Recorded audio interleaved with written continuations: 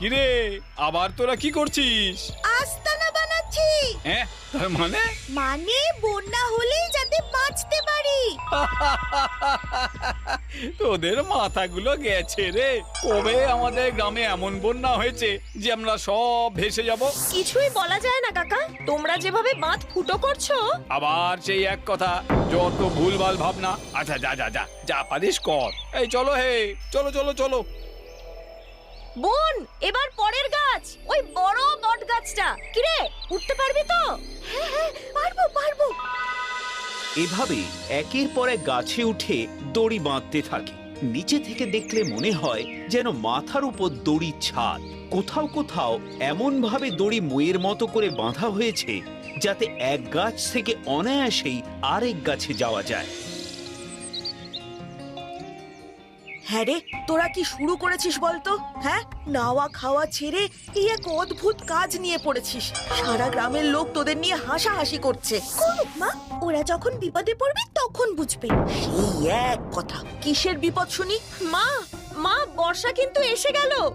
বাবা, এই তো একটা ঘর বানিয়ে ফেলেছিস দেখছি। হ্যাঁ মা, বর্ষায় আমাদের ঘর ভেসে গেলেও আমরা এখানে এসে থাকতে পারবো। থাম তো, যত অলক্ষণে কথা। আয়, খাবি আয়।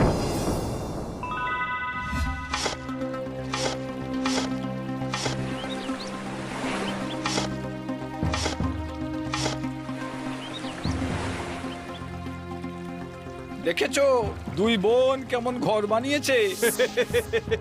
নিজেদের খেলা ঘর। হ্যাঁ, বলছে নাকি গ্রাম ভেসে গেলে ওইখানে ওরা আশ্রয় নেবে। আরে দূর দূর, বর্ষা মানে তো বড় জোর 1 হাঁটু জল। আরে সেটাই তো ওদের কে বোঝাবে। ওই দেখো, এই মেঘ ডাকছে গো। যাক, এবারে বৃষ্টি নামবে। একদিকে নিশ্চিন্তি, বুঝলে, বাঁধ ফুটো করে আর জলটা নামতে হবে না। ওই বর্ষার জলেই কাজ হয়ে যাবে। চলো চলো চলো, একবার দুই বোনের খেলা ঘরখানা দেখে আসি। হ্যাঁ, চলো চলো চলো।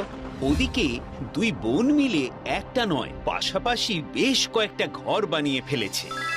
শোন বোন, এবার না আমাদের চাল ডালও জোগাড় করতে হবে, যাতে আশ্রয়ের পাশাপাশি মানুষ খেতেও পায়। কিন্তু কত রান্না করতে তো বড় বড় হাঁড়ি কড়াই লাগবে, সেগুলো কোথায় পাবো? কেন, মনে নেই গ্রামে পুজোর সময় কত বড় বড় হাঁড়িতে ভোগ রান্না হয়? ঠিক বলেছিস দিদি। চল তাহলে আগে আমরা চাল ডাল জোগাড় করে রাখি।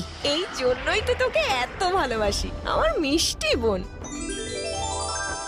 চল চল চল, বৃষ্টি নামছে কিন্তু, চল চল চল।